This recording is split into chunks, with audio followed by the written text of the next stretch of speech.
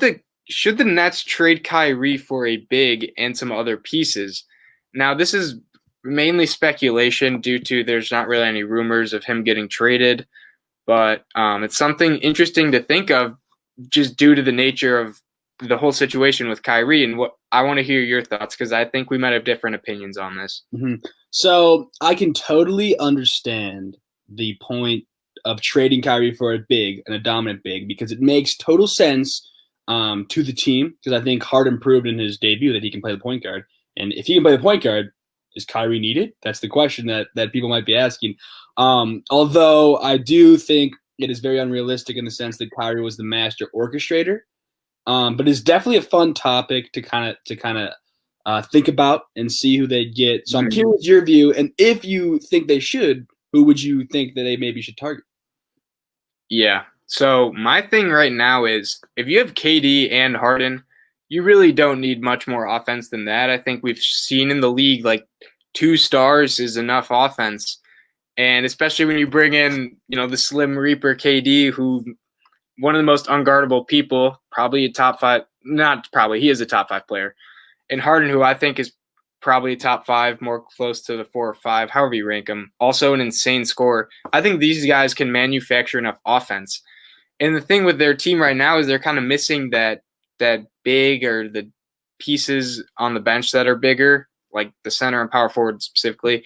And yeah, they'll probably get some ring chasers or guys that are cheap that come in to fill those roles and kind of help aid. But my thing is like they would be such a better team if they didn't have to deal with all this Kyrie nonsense and they just had a big that could, protect the paint, that could get all the boards when Harden misses his threes and he's off. I just think they'd be a better team. And the part that I'm struggling with is like, who would they get? Because you think of the best bigs, like obviously Jokic and Embiid are not realistic. Like that's not happening.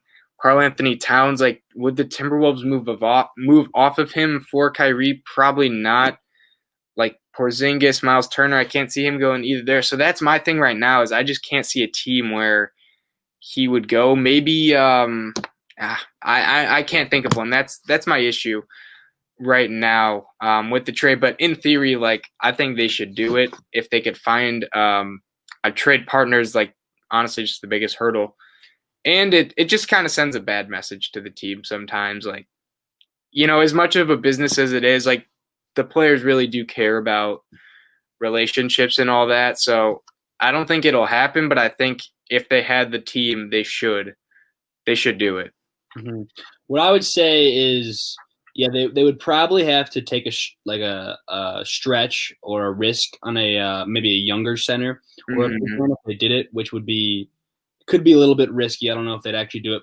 But one guy I think, and I don't know what the trade value would look like, but if they could trade some pieces, I think PJ Tucker, who has already played with Harden, would mesh very well on this team in the sense that I think this team, their defense is going to be the question with this team, but I think they have the potential to really have the actual blueprint of the Rockets small ball way of the D'Antoni game that they had, and a lot of people discredited that game plan from the get-go, but it did that Rockets team was pretty legit, and they definitely made some noise with that. And PJ Tucker was a big part of that because although he's not very tall, he can guard the biggest of bigs. He can shoot the three decently well in the corner, and he is scrappy. He's a type of guy who goes all out on defense. And the one thing that I think will be called into question with this Nets team is with the big three on offense, how much energy are they going to have to put in on offense? And how is that going to relate to how much they can put in on defense? Because I really think this Nets team is going to come down to maybe less Kyrie, but how well Harden and KD can play defense and play two-way players and be two-way players. Yeah. I mean, I think we've seen KD play good defense, right? We've seen Harden play good defense as of more recently. But yeah, Kyrie's not the best defender. Joe Harris isn't the best defender. DeAndre Jordan gets, switched out onto a point guard. He's kind of getting left in the dust there.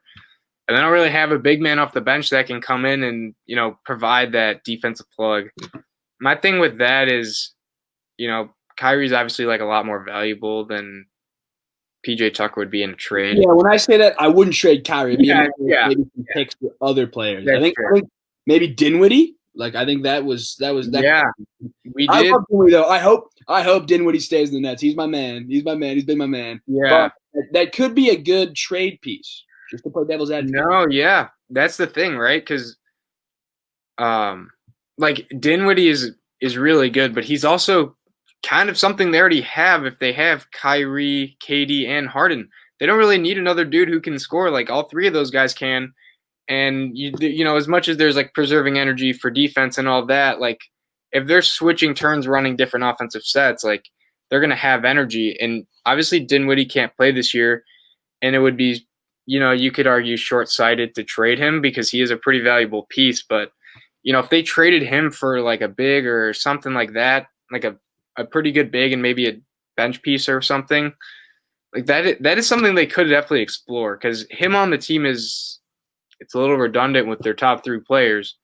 So interesting to think about for the Nets. Will they make more moves? I think they'll definitely add some pieces, like some ring chasers and whatnot. I think that happens for every team because they have the makings of being, you know, a championship contender.